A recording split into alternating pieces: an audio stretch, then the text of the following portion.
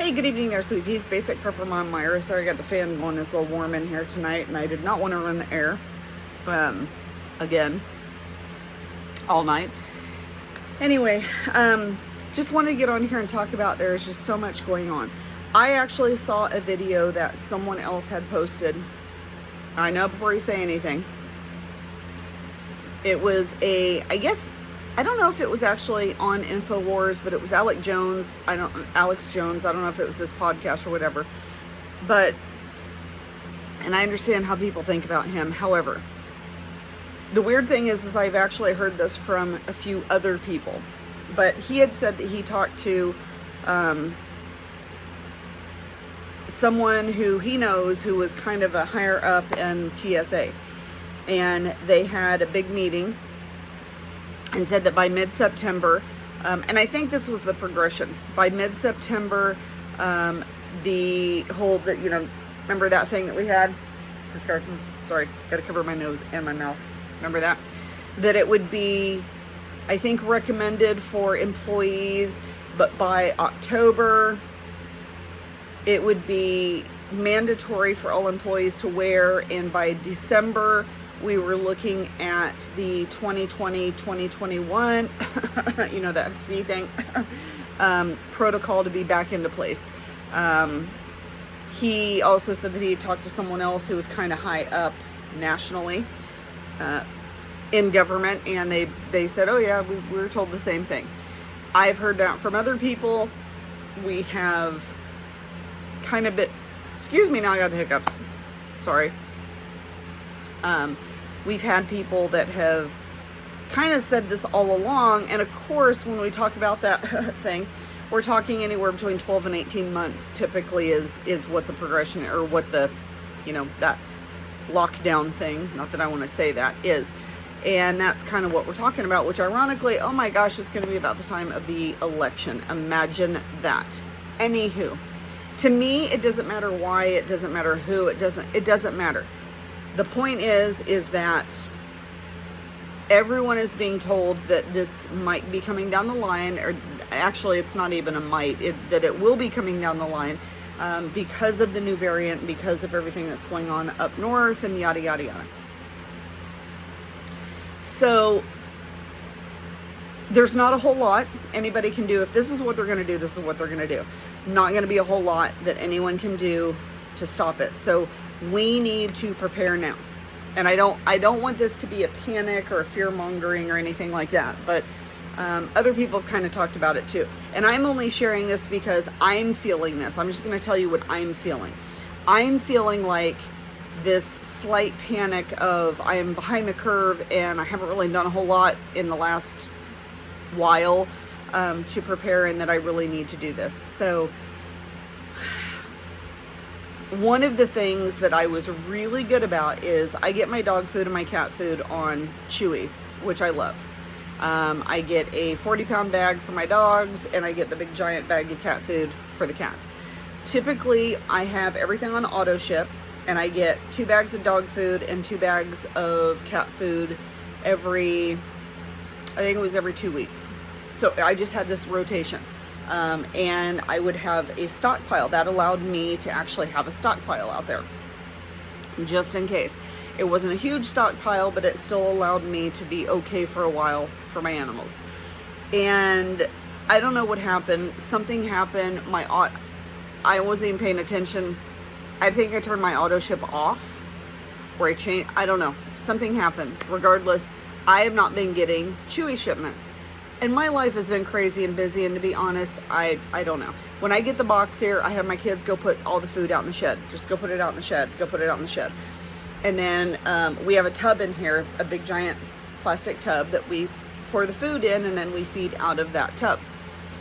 And I just have my kids go out and get a bag. Oh, go grab a bag of dog food. Well, tonight, nobody was here, and the dog food was low, so I'm like, oh, I have to go out and get it. I went out and I realized that I was on the last bag of dog food, and I have no more cat food.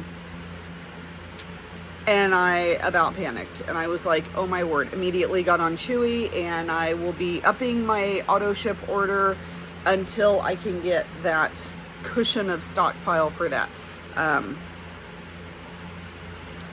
Definitely want to continue stocking and storing, but more than that, we need to really be focusing on being self-sufficient and self-reliant. But as far as the stocking and the storing, we have which I have not done for a while, I have to be honest, but we have a store, it's called Winco, and it's kind of a very basic generic, like there's nothing fancy about it. And they usually have flats of canned goods, it's a big store, at a really good price, very cheap. Their meat prices are usually really cheap, but the best part about it is they have a whole huge bulk section, and their bulk section has spices and seasonings and a ton of pastas and rices and soup mix and just all kinds of everything, dry goods. And what I like to do is I like to go there and just get big bags of seasoning, spices, rice, pasta, soup mix, which is amazing and you can use it for so many things. And then I come home and I vacuum seal it. I sometimes do Mylar bags, but vacuum sealing, actually, I like that better because sometimes I will double vacuum seal. And then when I seal it, I do like 3 to 4 seals to make sure that if one of the seals breaks, at least I have a backup. Then I put everything in a black storage container so that it doesn't let the light in there, and that lasts for quite a while. So I am going to be definitely stocking up on my canned goods and my dry goods. That's kind of going to be one of my main focus as far as food.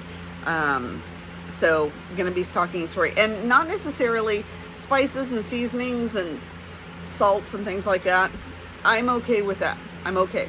So I'm definitely going to be focusing on the dry goods, the rices, pastas, beans. They have all kinds of lentils and beans and stuff too. So going to be focusing on that. You need to make sure that you have enough stocked up and stored up for minimal a year. Longer would be great. Some of the survival food that you get out there, like My Patriot Supply, I love My Patriot Supply, I gotta be honest, not sponsored, but I do love them. I've ordered quite a bit from them. I don't think that your whole entire collection of food needs to be survival food, but I do think that it is a good idea to have some of that in your stores because it does have a 25-year shelf life, 20 to 25-year shelf life. So some of that is really good to just keep on hand and intermix with everything else. The other thing that I would say is to stock up on is medication. Now, when I started stocking up on medication, when the first pandemic lockdown happened, I kind of went through this panic mode where I just was buying everything that was on the shelf. I mean, some of the stuff we've never even taken before, and I'm just grabbing everything that was there. What I would say is to be easier on your budget, as well as just be easier on you, think about what your family uses during a typical cold and flu season. So if anybody has a cold or a flu, what do you typically use? If the only thing that you use, or mostly you use Tylenol cold and flu, that's great. That's all you're going to get. Focus on Tylenol cold and flu. If you use NyQuil, focus on NyQuil for your family. And I have now refocused. That's going to help your budget too. Refocus on just what your family needs. The other thing to keep in mind is that and I had to do this not too long ago because I didn't have anything. I had to go and stock up. But my husband has, unfortunately, high blood pressure, and he takes medication. They actually just upped his dosage, which I'm concerned about. We are looking, trying to change his diet and get on control that way. But if you have someone who has a health condition and can't take typical cold and flu medication, then you need to get something they can take. So, and I can't remember, I could see it in my head, but I can't remember the name, but there's that, starts with a C, that cold and flu medication that is specifically for people that have high blood pressure. So I had to go and stock up on that, and that is just for him. That is not for anyone else in the family. That is just for him. So we have our own little stockpile just for him that he can take and be okay and be safe with taking it. So that's something else that you have to consider, is who in your family has a health condition that only can take Motrin, only can take ibuprofen, only can take Tylenol, because there are some people that can only take those certain things, and stock up on those. Prescription medications, I don't know what to do with that. That's still one of those. I mean, as much as you can, see if you can get a 90-day supply, stock up and store up as much as you possibly can. I was just put on 2 more medications, prescriptions, which none of mine are life-saving. They're life-changing, life-altering, but they're not life-saving. I have a thyroid medication that if I don't take it, I don't take it. It's not the end of the world. I would totally be fine. And I have a new medication that I just started on. And it's a once a month, it's like an EpiPen, but it's for migraines. And I get chronic migraines all the time, morning, noon, night, doesn't matter. And it would suck if I got a migraine, because if I get a migraine, I'm down for 2 days. Like, I have to just go to sleep and I'm down for 2 days. So the preventative is amazing and great, but if I couldn't get it, I couldn't get it. It is what it is. So stock up on as much as you can. Like I said before, look at your alternative medications. Talk to your doctor. Are there any alternatives? Are there any, if I can't get this medication, what can I get? The other thing I want to talk about is, once again, about communities. This is definitely the time that we need to really make those connections in communities. I don't have a monthly meeting as a social hour or as a get-together of, look at me, I'm going to talk, or whatever the situation. When we do our monthly meetings and get-togethers, it is so we can make those connections in our community. And here's what I would suggest, and I'm actually going to suggest this to the group. I may post this on my group page as well as my YouTube, but we'll see. What I would suggest is to get good old-fashioned pen and paper. Write down the things that you can do, your family can do, or that you have to offer. What are your skills? What do you have to offer? What can you do? What can you barter? What can you trade? Whether they be services or whether they be product. Okay? So services, whether somebody knows how to build. I can build a shed. I can build a barn. Somebody can fix a vehicle. Somebody can, whatever. Okay? Blacksmith. Okay? Whatever you can do, write down on a piece of paper with your contact information. Name, phone number, email address. I don't know if that's going to work at some point. If you have a ham radio handle, I think that's what it's called.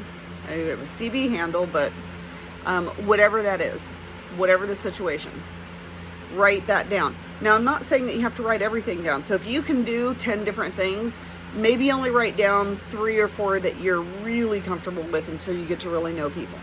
I'm not saying that everybody has to be best friends, everybody has to be buddy-buddy, everybody has to be whatever. What I'm saying is we need those communities, because not one person can do everything. And if I can do A, B, and C, then I'm going to need somebody that can do D, E, F.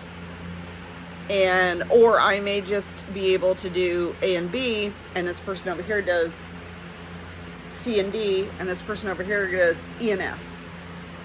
So that's why we make those connections. That's why we make those that community of people, because if crap does hit the fan, you don't have to be best friends with them, but you do have to understand that they have certain things that could be useful to you, because not everybody can do this on their own. And we really, really, really have to work on being self-sustaining and self-reliant. I think very, very, very few people have the ability to be self-sustaining and self-reliant. I think that when you're talking about stocking up and storing, like my family, we would probably be okay for 6 to 8 months, I'm saying. After that, we would probably be hosed, because to be honest, we are not in a position right now that we are able to be self-sustaining or self-reliant. However, we know other people that are, and we have things that we can do, or services or whatever, or things that we have stored up that we might not use that somebody else might. But I would say, as much as I like to have a variety in my bartering box, so, you know, when we're talking about first aid supplies, hygiene, laundry soap, dish soap, just whatever you can throw in there, candles, matches, stuff like that, that are really good for bartering. I think that right now the focus needs to be what is going to sustain yourself and your family the longest and the most, and put your efforts into taking care of your family right now. And whether that's stocking or storing, whether it's stocking and storing and making those connections, then that's what you need to do. But first and foremost, you need to look out for your family. And that's, I think, what we need to do right now. I'm trying very hard not to go on a panic buy binge and just trying to take a breath. But I will definitely be going down to Winco and kind of focusing on the dry goods. Meat, I think we're pretty okay on. I don't have a problem with that. But the dry goods is what I really want to focus on and get that really stocked up and stored up. Because you can do a lot with that. And you can make that go a long way. All right. So that is what I have to talk about today. I think that we are going to see some really hard times. I think that everyone is looking at, which at this point, I don't want to go into politics, but it's just crazy. Let's just say. The other thing I want to say is that I do want to give my condolences, my empathy, my sympathy, my heart goes out to the people of Maui. It goes out to those wonderful island Americans that desperately need our help, and how I wish that this administration would do that instead of sending millions of dollars to another country and only giving $700 to the people that lost everything. It just boggles my mind. And so many people are still unaccounted for over there. I just, it boggles my mind. Absolutely.